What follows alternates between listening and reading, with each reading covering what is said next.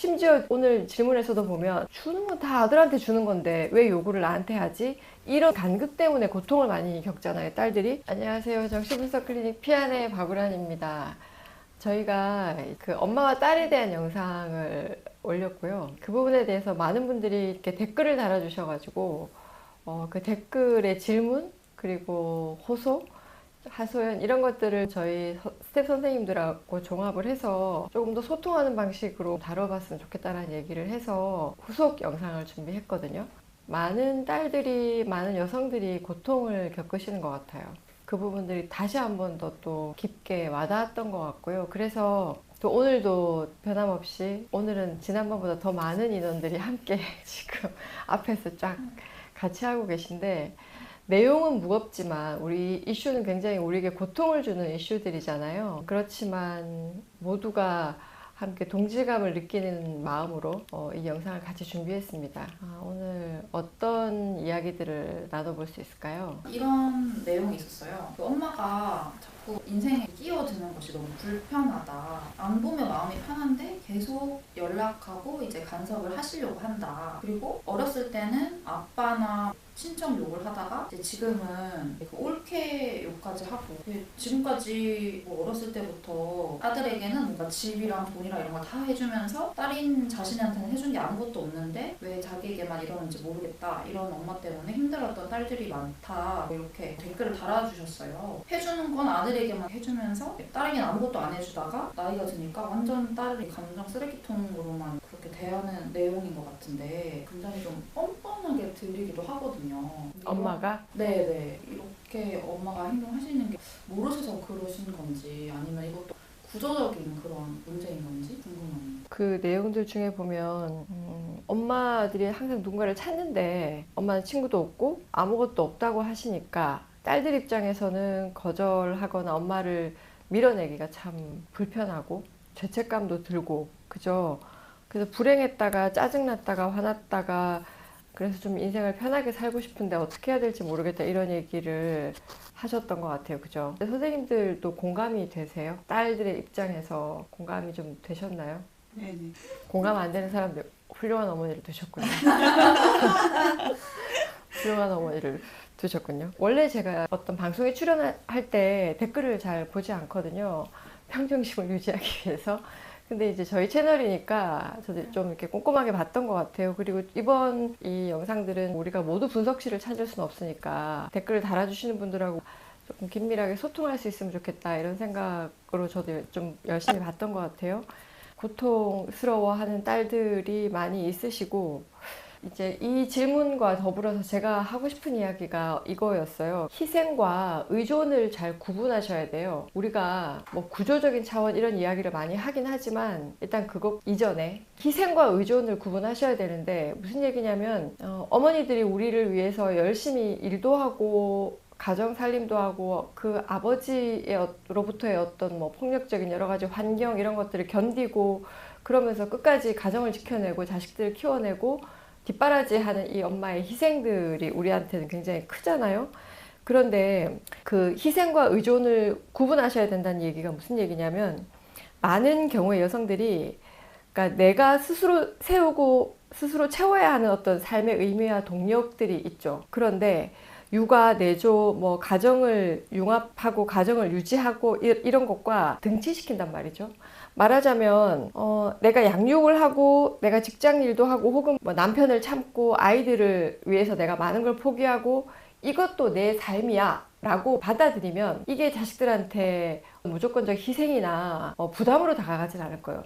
딸들 입장에서 고통을 겪는 게, 엄마가 희생한 것도 알고 헌신한 것도 아는데 왜 난 마음이 불편하지? 왜 자꾸 분노가 생기지? 왜 자꾸 화가 쌓이지? 이런 게 있잖아요. 그 얘기가 무슨 얘기냐면, 어머니가, 여성이 이것도 내 삶이지, 내가 선택한 삶이지, 혹은 내가 선택하지 않았어도 주어졌으니까 내가 받아들여야지 라고 생각하고 그런 부분들을 적극적으로 수용했다면 그게 그렇게 부담이 되진 않았을 거예요. 그냥 태도의 문제겠죠. 그런데 어머니들이 열심히 하고 희생을 하는데 이 희생과 헌신 이면에 요구가 붙어 있는 거예요. 내가 이만큼 했으니까, 내가 이만큼 헌신을 했는데 넌 어떻게 이럴 수 있니? 그 얘기 무슨 얘기냐면, 내가 한 희생과 헌신에 대한 대가와 책임을 전가하는 거거든요. 내가 자식을 위해서 이만큼 노력하고 했기 때문에 이거에 대한 보상과 책임을 네가 져야지라는 것 때문이에요. 그러니까 자식 입장에서는 엄마가 고맙고 헌신한 건 알겠는데 그건 알겠어요. 알겠는데 왜 난 마음이 불편하지? 이 양가적인 상태에 놓이게 되는 거는 어머니가, 부모들이 그거는 내가 자식을 낳았으니까 내가 책임지는 거지. 뭐 내가 선택한 삶이니까 내가 힘들었고 내가 너희들을 키우는 게 너무나 고통스러웠단다. 하지만 그것도 내 삶이야 라고 이게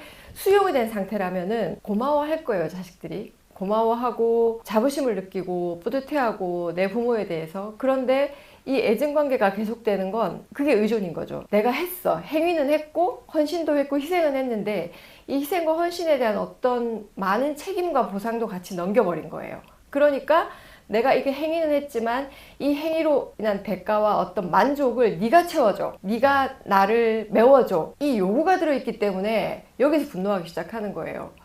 좋아, 내가 받은 거는 맞는 것 같고, 혹은 심지어 오늘 질문에서도 보면 주는 건 다 아들한테 주는 건데 왜 요구를 나한테 하지? 이런 어떤 간극 때문에 고통을 많이 겪잖아요, 딸들이.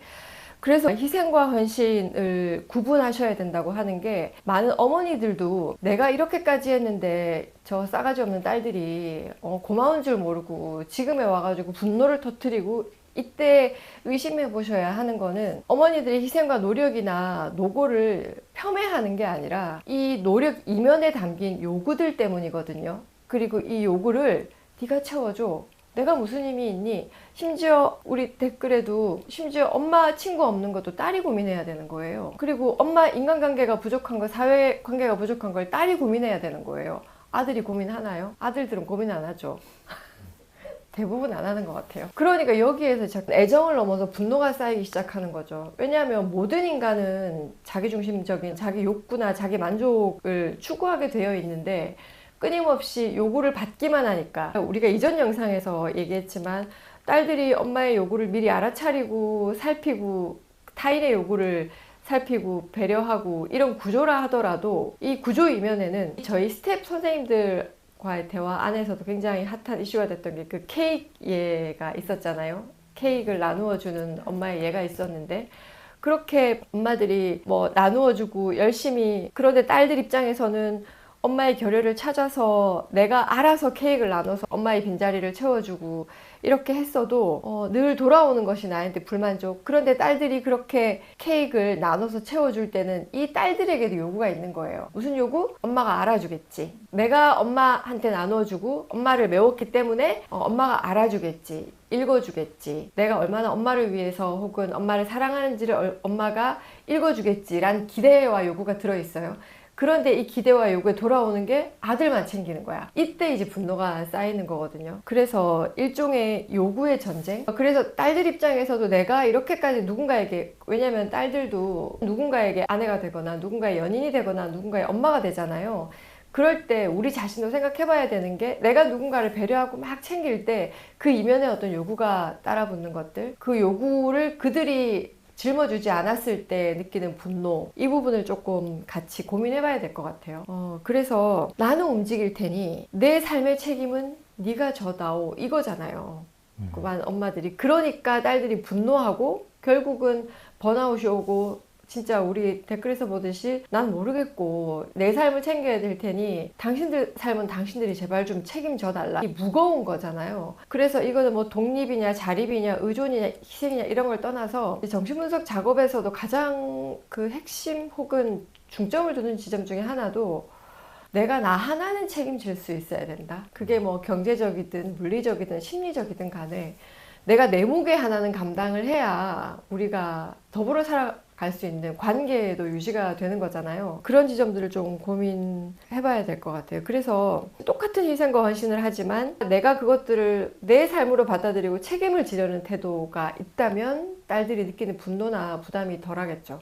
그런데 내가 희생과 헌신을 한 만큼의 요구가 이면에 달라붙을 때, 그리고 심지어 많은 베품이나 배려가 실제로 편애적일 때, 아들에게 가고 딸들에게는 부족할 때, 그리고 딸들에게 요구만 도달할 때는 분노가 커지는 거죠. 딸들 입장에서는 그걸 좀 분별해야 될 것 같아요. 우리 어머니의 요구가 본인이 한 희생과 헌신에 대한 의존, 그 책임을 나에게 전가하고 있는 것인가, 그 애정적이면 애착적이면 혹은 우리가 가족이라는 이유로 전가하고 있는가를 감별해 보셔야 되겠죠. 탐색해 보시고, 그리고 그 무게를 내가 기꺼이 질 수 있는가, 그리고 내가 질 수 있을 만한 것인가를 생각하고 고민해야겠죠. 그리고 선택하셔야 되는 것 같아요. 그리고 그 선택에 따른 관계가 분리가 되든 관계가 멀어지든 혹은 내가 감수를 하든 우선적으로 내가 선택이 들어가면 이전만큼 힘들진 않거든요. 고통스러움이 그렇게 가중되진 않을 것 같아요. 그래서 일단은 그게 분별하고 분류하는 작업이 좀 우선적으로 탐색이 필요하지 않나. 분석에서는 그런 것들을 중요하게 다룹니다. 그 말씀을 들으니까 이 댓글 중에 나는 이렇게 극복했다 하는 그런 댓글도 되게 많이 있었는데 그 댓글들의 특징이 그거였던 것 같아요. 선택. 제일 좀 인상 깊었던 게 엄마를 버리는 게 아니라 나를 살리는 것이라고 생각하기로 했어요. 그 댓글도 공감을 많이 받았는데 그러니까 그분도 선택을 하신 거잖아요. 다른 댓글들에도 그런 종류의 댓글이 맞아요. 극복, 성공담? 그 중요한 포인트인 것 같아요. 왜 우리 선택을 안 하려고 할까요? 손해를 보기 싫어서 그런 거예요. 그렇지. 어떤 손해도 감. 본인의 이슈가 나오는구나. 스스로 자발적 이슈 고백인 거죠. 그치.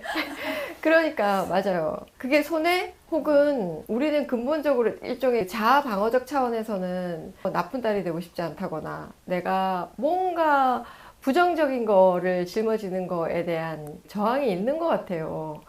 그래서 이것도 아주 세밀하게 들어갈 수 있겠지만 중요한 거는 우선순위인 것 같아요. 확실히 이제 우리가 성인이 되었기도 했고 성인의 입장에서는 가족이든 부모든 심지어 남편 아이와 이 관계에서도 내가 우선순위를 선택하고 결정할 수 있어야 되는 거. 왜냐하면 정말 내가 이걸 선택이야 라고 들어갔을 때 느껴지는 무게와 조금 있다가 또 얘기하겠지만 결정권이 나한테 없다고 생각했을 때 우린 감옥이 되고 지옥이 되는 거거든요. 올가미가 되고. 그리고 특히나 엄마와 딸들의 관계에 있어서 왜 딸들이 이렇게 숨막히는 경험을 하냐면 그 결정권이 나한테 있다고 생각하지 않아요. 이 관계의 주도권이나 결정권이 무의식적으로 엄마에게 있다고 생각해요. 그게 왜 그러냐면 엄마를 사랑해서가 아니라 유아적 자아 때문이거든요. 그 유아적 자아라는 건 어린 여자아이와 엄마가 맺는 관계는 당연히 결정권이 엄마한테 있잖아요. 이 아이가 어떤 결정을 할 수 있는 모든 생사 여타권을 엄마가 쥐고 있기도 하고 모든 만족의 주도권을 엄마가 쥐고 있기 때문에 이게 우리에게 그대로 있어요. 말하자면 유아적 자아가 성인이 되지 못했기 때문에 결정권이 나한테 없다고 생각하기 때문에 숨이 막히거든요. 막상 결정권이 머리로는 있어. 의식적으로는 내가 선택할 수 있어 라고 하지만 무의식적인 차원의 깊은 차원에서는 두려움과 공포가 있죠. 엄마의 입장에서는 자식을 밀어내는 것이 죄책감의 영역이라면 어린 자아의 영역에서 엄마를 밀어내는 건 공포와 두려움의 차원이거든요. 이게 좀 달라요. 다른 차원이에요. 우리가 지금 보시는 분들이 딸들이기도 하지만 엄마이기도 한데 엄마들이 자녀 양육의 관점에서 자녀들을 조금 더 거리를 두고 해야 되는 시점이 온단 말이죠. 그럴 때 엄마들은 죄책감을 느끼죠. 죄책감을 느끼는 반면 딸들 입장에서 엄마를 밀어내는 데는 공포와 두려움, 이거는 좀 층위가 달라요. 다른 층위가 있다. 첫 번째 댓글에 대한 내용을 들었을 때는 그 엄마도 가부장제의 피해자의 입장이었을 것 같다라는 생각이 들었었는데, 근데 결국 이제 딸이 겪고 있는 고통은 엄마와 융합되어 있는 관계에서 본인이 분리되어지지 못했기 때문에 그 관계에서 겪는 고통이 엄마가 겪게 되는 공백을 이제 본인이 메워야 된다는 것 때문에 고통스럽게 되는 거잖아요. 근데 이게 꼭 가부장제의 문제만은 또 아니겠다라는 생각이 드는 게, 요즘은 딸에 대한 선호가 굉장히 강하고 요즘에 엄마와 딸의 유착관계를 보면은 예전과는 또 다른 굉장히 강한 그런 관계들을 맺고 있잖아요. 근데 그런 측면에서 봤을 때 앞으로도 이런 문제는 좀 극복되기 어려울 수도 있겠다 이런 생각이 드는데 어떻게 보세요? 맞아요. 왜냐하면 맞아요. 이전에는 가부장적인 강력함이 있었으니까. 근데 심지어 지금도 젊은 세대들 사이에서도 아들을 낳았을 때 나는 내 할 거 다 했다, 이렇게 이야기하시는 분들도 심지어 30대 이런 경우에도, 그리고 주변에서도 아들을 낳았더니 아이고 너 이제 네 할 도리 다 했다, 이런 피드백이 있다거나 연령대와 무관하게 그런 여러 가지 여파가 있고, 그래서 저희가 첫 영상에서도 얘기했듯이 이게 단순히 가부장제에 따른 이게 아니라 여성의 이슈라는 거죠. 여성의 이슈고 여성 구조와 욕망이 만들어내는, 그러니까 이전에는 가부장에 억눌려 있는 상황에서 그 가부장의 시선 혹은 남성 중심의 관점에서의 여성이잖아요. 그러니까 우리가 보통 여성스럽다라고 얘기할 때 여러분들이 생각하실 그 여성스러움, 보통은 남성들이 보는 여성스러움이에요. 우리가 학습되어 있고 지배되어 있는 건 철학적 관점이나 정신분석적 관점에서 여성스럽다는 거는 그거하고 상당히 다르거든요. 그걸 지금 뭐 다 얘기할 수는 없지만 주도적이고 주체적이냐 이게 아니라 아주 모호한 지점이 있죠. 그래서 우리가 보통 흔히 말하기에 여자해, 여리여리해, 이건 대부분 다 남성적 관점이란 말이죠. 그런데 이것들이 굉장히 중화되고 완화되고 지금은 이전과 다른 방식의 또 그 모녀 사이의 유착은 역설적으로 가부장이 약화되면서 심각해진 것도 많아요, 오히려. 네, 그 제 주변을 봐도 딸이 이제 성인이 돼서 20대가 됐음에도 불구하고 물론 이제 부모님이랑 여행을 같이 다닐 수 있죠. 그런데 굉장히 친밀한 마치 뭐 친구처럼 지내는 그런 모녀 관계들을 많이 보거든요. 그런데 이게 그 가부장제가 강했을 때 엄마들이 딸에게 보여줬던 방식과는 이제 또 다른 방법으로 딸과의 긴밀한 관계를 놓지 않고 그 딸의 인생에 굉장히 깊게 오히려 친밀한 방법으로 이렇게 침입해서 오히려 딸이 그 관계에서는 더 벗어나기가 어려울 거야. 나에게 준 게 없고 내가 벗어나고 싶다라고 했을 때는 대의 명분이 더 명확한데 엄마와 굉장히 친밀한 친구처럼 아주 가까운 관계를 유지하는 상태에서는 본인이 오히려 독립을 주장하기가 되게 예전보다 좀 더 어려워지는, 게 아닌가. 이렇게 여기서 내가 벗어나고 싶어도 혹은 새로운 구조적 변화를 주고 싶어도 너무 배신하는 것 같고 이런 것도 그렇죠. 있을 수 있잖아요. 그 예전만 해도 왜 이건 너무 연식이 드러나는 것 같아요. 아버지들 퇴근하시면 후다다닥 TV 끄고 막 들어가가지고 엄마들이 아버지를 중심으로 집안의 질서가 움직이잖아요. 그런데 지금 말씀하신 대로 지금은 워낙 엄마와 딸들이 강력한 융합이 있다 보니까 아버지 배제는 뭐 말할 것도 없고 사위도 배제되죠. 그죠? 사위도 배제되고 오히려 충성하는 사위는 우리가 잘 지내는데 여기서 만약에 사위가 이 딸과 엄마 사이에 어떤 협조를 하거나 잘 저기하지 않을 때는 이 사위도 굉장히 배제되어 버리는 상황. 이거는 가부장이 좋으냐 나쁘냐의 문제가 아니라 그래서 아버지 기능, 일종의 부권적 기능이 권위적으로 집안을 지배하는 것도 우리에게 너무 많은 고통을 줬고 엄청난 건데, 그런데 아버지의 기능, 아버지의 위치, 포지션과 역할이 상실되면서 오는 폐해도 굉장히 많아요. 굉장히 많고, 왜냐하면 또 할 말은 많지만 여러 가지 연결해서 해야 될 얘기들이 많은데 그 폐해들이 많고, 그런 지점에 있어서 딸들이 혹은 여성들이 생각해야 되는 건 가부장이냐 아니냐의 문제가 아니라 어쨌든 결혼을 했으면 나와 남편을 중심으로 또 우리 가정이 중심이 돼야 되고 우선순위가 되어야 되기 때문에 조부모나 어머니는 일종의 뭐 참여자, 참조자 혹은 협조자로서 우리가 함께 시너지를 일으키는 이상으로 넘어오면 반드시 증상이 생긴다는 건 아셔야 될 것 같아요. 그게 어쨌든 질서를 흐트러뜨리는 거잖아요. 우리는 보이지 않는 질서 속에 살고 있고 그거는 사랑이나 애착, 뭐 주체성, 주도권 이런 문제를 떠나서 우리가 암묵적으로 기본적으로 유지해야 되는 질서들이 있는데, 아니 그러면 남편이 제대로 남편 구실도 못하고 맨날 방에서 게임만 하고 애는 울고 엄마 도움이라도 받아야 되지 않냐. 그럴 때는 엄마 도움을 받아서 그 문제를 해결하는 게 문제가 아니라 이 남편과의 문제가 먼저 해결이 돼야 돼요. 이 남편과 그 불균형하거나 혹은 깨어진 이 문제가 먼저 해결이 돼야지 이 해결을 엄마와 해결을 하려고 하는 거는 또 다른 문제를 낳는다는 거죠. 더 어렵죠, 그죠? 네, 너무 어렵네. 어렵네요. 하기 싫은 건 아니고 어려운 거야, 하기 싫은 거야. 아니 근데 조금 어려운 것 같아요. 그리고 이건 조금 다른 얘기인데 이제 생각이 갑자기 난 건데요. 너무 많은 분들이 들어오시진 않고 이 영상을 보는 분도 국한된 분들일 거라고 생각은 하는데, 정신분석과 일반 심리 상담 그리고 정신의학을 구분하지 않으시기 때문에 혹은 못하시기 때문에 제가 되도록이면은 가장 일상적인 우리의 용어로 이야기하려고 노력하는 편이에요. 말하자면 분석 용어라든지 전문 용어를 쓰지 않으려고 굉장히 애를 쓰다 보니까 용어가 좀 모호하거나 일반화되는 경향이 있어서 모호하게 느껴지는 경향이 있을 수 있단 말이죠. 그런데 정신분석은 무의식을 다루는 거고, 무의식을 다룬다는 거는 실체하지 않는, 우리 눈에 보이지 않는 거잖아요. 간혹 이제 댓글이나 저한테 물어보시는 분들이 일반 심리학이나 정신의학은 양적 통계를 바탕으로 해요. 말하자면 과학적인 입증이잖아요. 10명 중에 8명에 해당할 때 그거는 승인이 되는 이론이 되고, 제가 왜 이 얘기를 하냐면 이런 영상을 보시는 분들한테도 안타까운 것이 이론이나 정보는 너무 많잖아요. 너무 많아요. 그리고 심지어 챗GPT 혹은 뭐 이론서를 찾아보고 그 유능한 학자가 너무 많고 이미 책으로도 우리는 이론을 다 습득할 수 있고 그 이론에 맞춰서 내 서사를 해석하는 거는 저는 굉장히 저희가 하는 이 정신분석 혹은 락강 정신분석의 관점에서 굉장히 소외적이라고 얘기하거든요. 왜 그러냐면 저희도 기본적인 어떤 베이스를 가지고 있지만 또 핵심적으로 정신분석은 일반 상담에서 이야기를 하고 그 이론에 맞춰서 내 심리 서사를 꿰어 맞추는 게 아니라 이 내담자와 분석가 사이에 이렇게 담화가 오고 가잖아요. 내담자가 이야기를 계속 하죠. 우리의 어린 시절의 상처였던 것들. 그래서 많은 분들은 심지어 저희 상담실에 오셔가지고도 본인이 이미 다 해석을 해가지고 오셨어요. 제가 어린 시절에 상처가 많았고요. 결핍이 많았고요. 그런데 정신분석에서 중요한 건 무의식인데 이 발화자가 발화하고 있는 내용 이면에 발화하지 않는 내용을 읽고 드러내는 게 무의식 작업이에요. 그게 정신분석이에요. 왜 그러냐면 아무리 엄청난 많은 이론과 정보들이 쌓여도 인간을 다 이해해낼 수가 없고 우리 자신을 다 설명해낼 수 없는 영역이라는 게 있어요. 그럼 정신분석은 다 할 수 있느냐? 아니요. 그런 어떤 일반적인 어린 시절에 결핍이 많았기 때문에 내가 여기에 집착하는 거야. 내가 어린 시절에 상처를 받았기 때문에 이거는 정신분석의 관점에서 굉장히 개인을 소외시키는 거예요.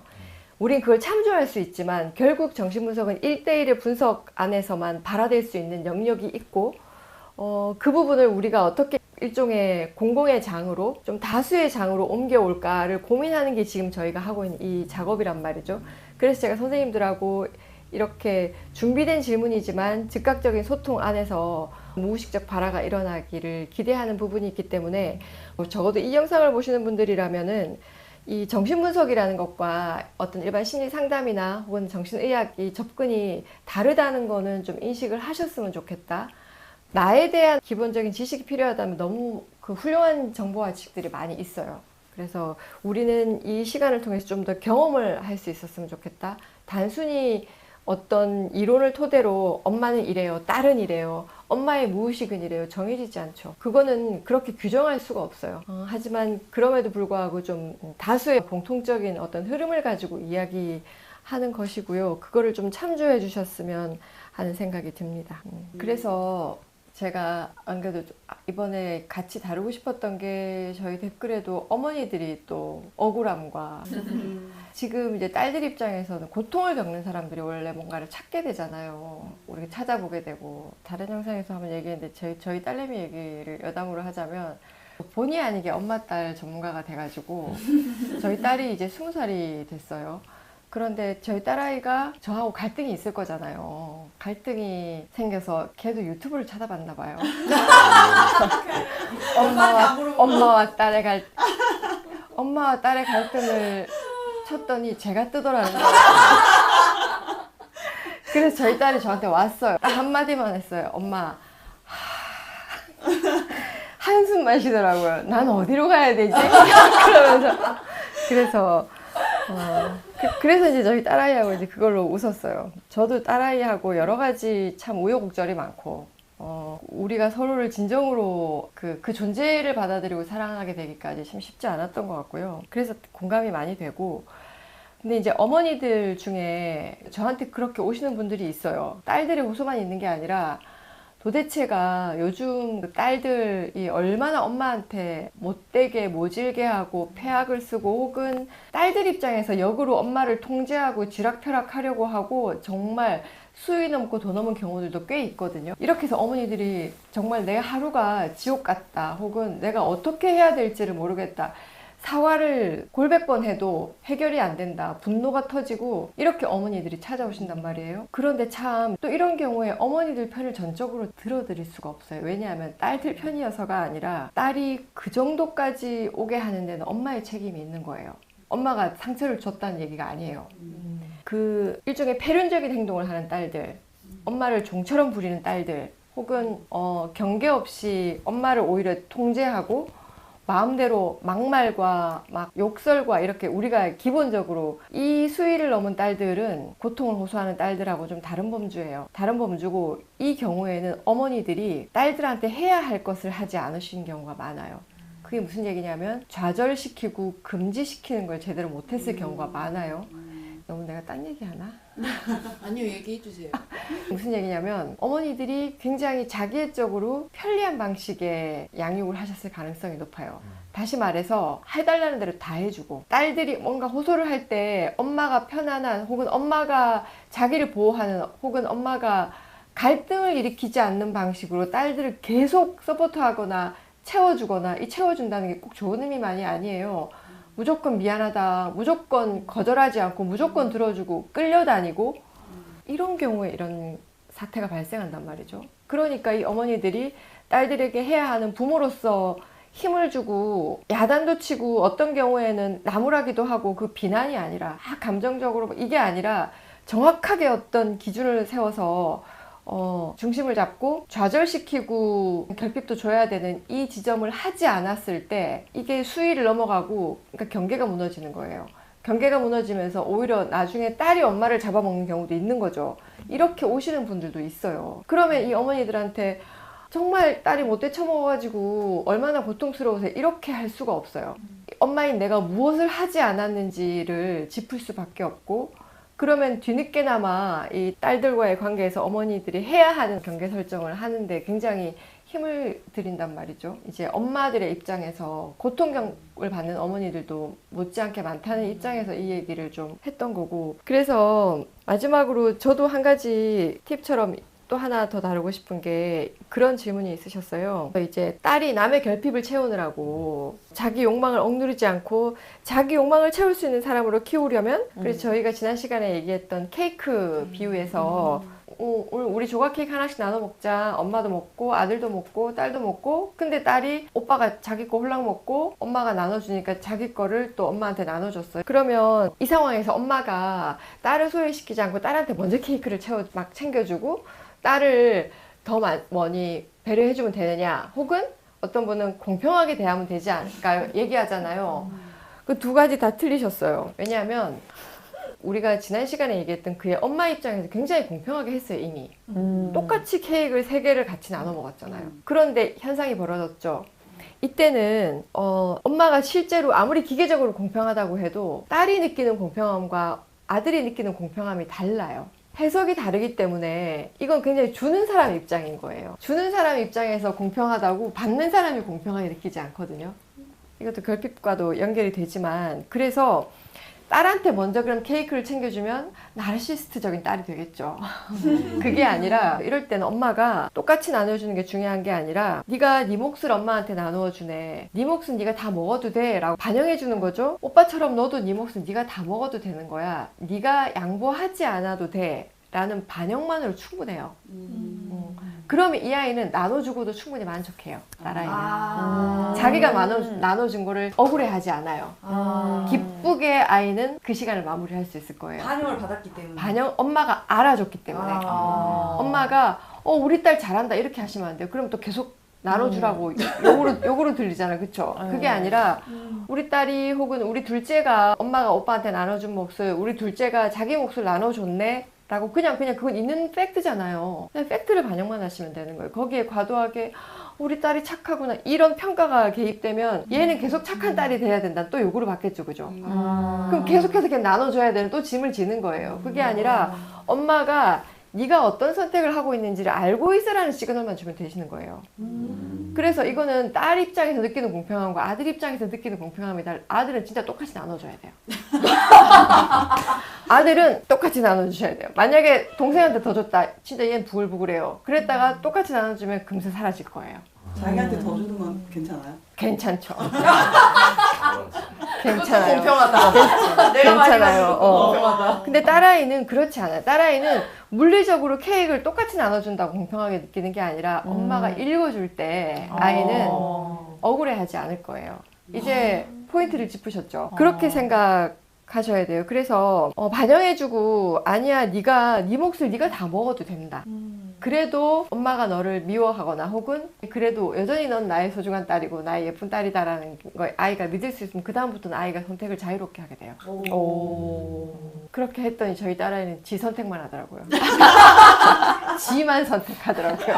그래가지고 이분이 너무 좋은 질문을 해주셨어가지고 이분 그 사연이 좀 인상이 깊었는데 자기가 어렸을 때 과외도 하고 싶었고 교환학생도 가고 싶었지만 엄마가 경제적으로 힘들다고 항상 하소연을 했기 때문에 자기는 그냥 알아서 포기를 했대요. 그렇지만 반면에 남동생은 엄마한테 과외도 요구하고 교환학생도 요구하고 심지어 교환학생 끝나고 여행 경비까지 다 요구해서 다 챙김을 받아서 내가 너무 바보 같았다는 생각에 엄청 괴로워했는데 선생님의 그 케이크 이야기를 들으면서 내가 어리석은 게 아니라 구조적 차이 때문에 그런 거였구나를 깨달았다는 그런 말씀을 하시면서 이렇게 따님 그를 어떻게 키워야 되냐 이런 좋은 질문을 주신 거였거든요. 그 질문에 대한 답을 그렇죠. 하셨던 것 그렇죠. 같아요. 네. 네. 그래서 그런 것들을 조금 인식하시면 조금 더 음. 가볍고 선명해지시지 않을까 싶어요. 그렇죠. 오늘 또 저희가 이런저런 이야기를 하다 보니까 시간이 벌써 훌쩍 또 많이 지났어요. 그래서 다음 영상에서 또 뵙도록 하겠습니다. 고맙습니다.